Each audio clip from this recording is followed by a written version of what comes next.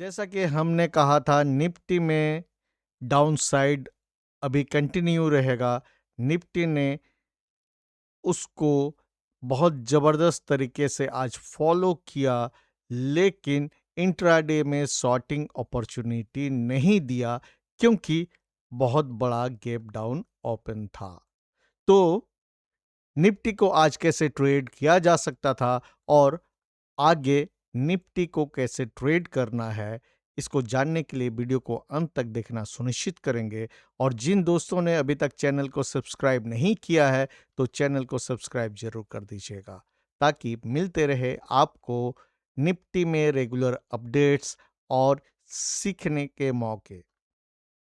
सबसे पहले देखते हैं निफ्टी डेली चार्ट में एलियट वेव एनालिसिस। पिछले वीडियो को अगर आप देखोगे तो आपको क्लियरली पता चलेगा कि 5 जनवरी 2026 से निफ्टी वेव 4C बना रहा है।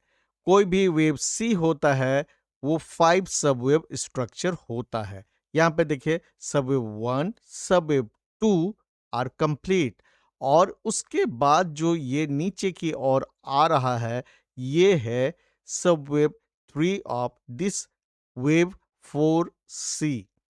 और इसीलिए आपको इतना फ्यूरियस मूवमेंट इसमें दिख रहा है because the guideline of Elliott wave theory says wave 3 is usually the strongest wave.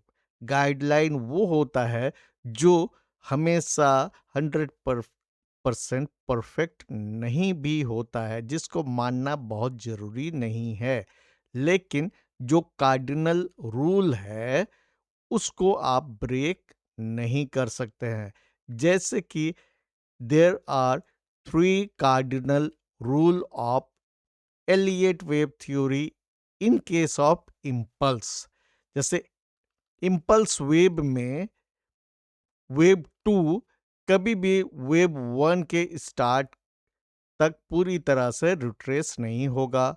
दूसरा, वेव 3 वेव 1, 3 और 5 में सबसे छोटा नहीं होगा। और तीसरा ये कि वेव 4 वेव 1 के टेरिटरी में एंटर नहीं करेगा। ये cardinal rule of impulse of Elliott wave theory है। तो यहाँ पे गाइडलाइन के हिसाब से वेव 3 अगर है तो यूजुअली स्ट्रॉन्गेस्ट और लॉन्गेस्ट होगा। तो ये देखिए फ्यूरियस डाउन मूव आपको दिख रहा है, इसलिए मान के चलते हैं कि ये सब वेव 3 ऑफ वेव 4C है। और यहाँ पिछले दिन हमने बात किया था कि अगर वेव 3 है तो मिनिमम ये 161.8% फिबोनाची एक्सटेंशन लेवल, जो कि यहाँ पर 23,430 का लेवल निकल के आया है, यहाँ तक आना चाहिए।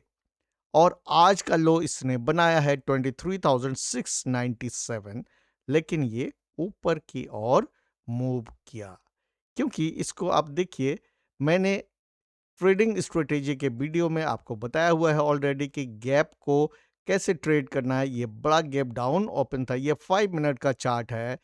तो इसमें आप देखिए बहुत बड़ा गैप डाउन ओपन था और आरएसआई जो है इसका आप लेवल देखिएगा, ये 10 9 के आसपास था इस जगह में। तो यानी जब भी आरएसआई इतना ज़्यादा ओवरसोल्ड हो उसको शॉर्ट नहीं करना है। यहाँ रेट दिख रहा है, शॉर्ट नहीं करना है, इंतजार करना है। क्या इंतजार करना है? गैप डाउन है तो गैप डाउन एंड बाय का सेटअप तो नहीं है।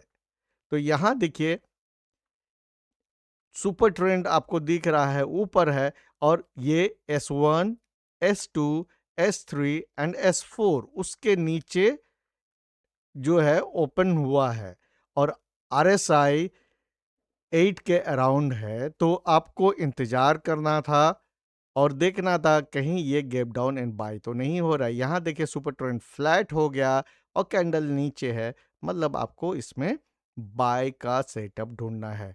30 मिनट ओपनिंग रेंज या 5 मिनट ओपनिंग रेंज जो भी लगाते, आप ओपनिंग रेंज लो के आसपास में बाय करने का सोचते, जैसे यहाँ बाय कर सकते थे या यहाँ बाय कर सकते थे, और प्रॉपर स्टॉप लॉस लगा के आपको इंतजार करना था। और देखिए, ये आपको इंट्राडे में गेन मिल सकता था। जिनको भी ये स्ट्रेटेजी और डिटेल में जानना है तो रिलेटेड वीडियो को देखिएगा, मैं उसका लिंक शेयर कर दूंगा। तो फिर आते हैं अब डेली चार्ट में। इसका मतलब क्या है? ये डेली चार्ट देखिए, यहाँ अगर आप बॉलिंजर बैंड लगाएंगे तो आपको एक हिंट दिखेगा। मैंने बॉलिंजर बैंड लगाया।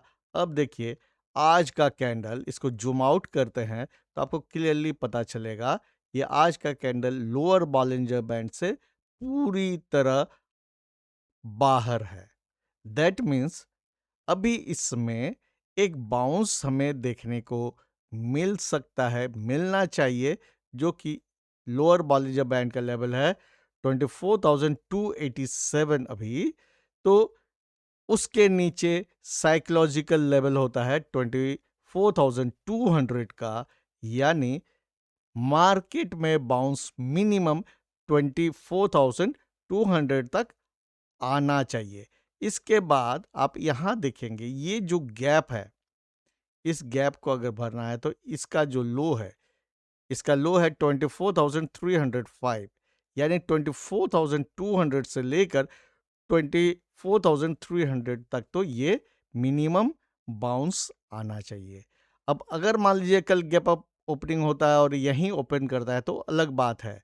तो इंट्राडे मूवमेंट के लिए आपको द नाइस वर्ल्ड स्ट्रेटेजी के हिसाब से लाइव मार्केट में डिसीजन लेना होगा, लेकिन डेली चार्ट के हिसाब से एक बाउंस तो अभी ड्यू है, और तो उस हिसाब से आप ट्रेडिंग डिसीजन लीजिए।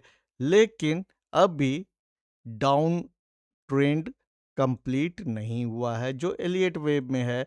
जब ये 3 कंप्लीट होगा तो एक वेव 4 थोड़ा सा बाउंस देगा। उस समय जब 3 कंप्लीट होके बाउंस करेगा तो फिबोनाची रिट्रेसमेंट लेवल लगा के ये बाउंस को हम लोग कैलकुलेट कर सकते हैं। और हमेशा याद रखिए कि एनालिसिस और एग्जीक्यूशन डिफरेंट चीज़ है। एनालिसिस से हम लोग जानते हैं चार्ट में क्या क्या पॉसिबिलिटीज़ है, लेकिन मार्केट आपको हमेशा ट्रैप करने की कोशिश करेगा। जैसे हमने पिछले एनालिसिस में कहा था कि मार्केट को नीचे जाना है, लेकिन आज इसने शॉर्टर्स को मौका नहीं दिया। जिन्होंने पोजिशनली शॉर्ट करके रखा था उनको मौका मिला प्रॉफिट बुक करने का, लेकिन आज जिन्होंने शॉर्ट किया होगा उन्होंने लॉस जरूर किया है। इसलिए आंख मूंद के ट्रेड नहीं करना है। अगर आपको ट्रेडिंग के बारे में, रिस्क मैनेजमेंट के बारे में जानकारी नहीं है तो प्लीज़ ऐसे मार्केट में इंट्राडे ट्रेड या पोजिशनल ट्रेड मत कीजिए। और अभी मैं फिर से कहूँगा कि फ्रेश बाइंग का अभी समय नहीं है। कुछ दिन और इंतज़ार कीजिए और देखिए कि कहाँ मार्केट कंफर्म करता है कि ये डाउन ट्रेंड कंप्लीट हो। अगर ये हमारा एलियट वेव एनालिसिस सही है तो अभी मार्केट को नीचे जाना बाकी ही है, और मार्केट का डाउनसाइड टारगेट 22,000 और 21,900 तो मिनिमम है। तो 22,000 के आसपास जब आने लगे उस समय सोचना है कि क्या एसआईपी मोड में थोड़ा थोड़ा अपने पसंदीदा शेयर को खरीदना चाहिए या नहीं। तो उम्मीद है आज का वीडियो आपको समझ में आया होगा, और अगर अच्छा लगा हो तो वीडियो को लाइक और शेयर जरूर कर दीजिएगा। मिलते हैं नेक्स्ट वीडियो में, तब तक के लिए keep learning and stay safe.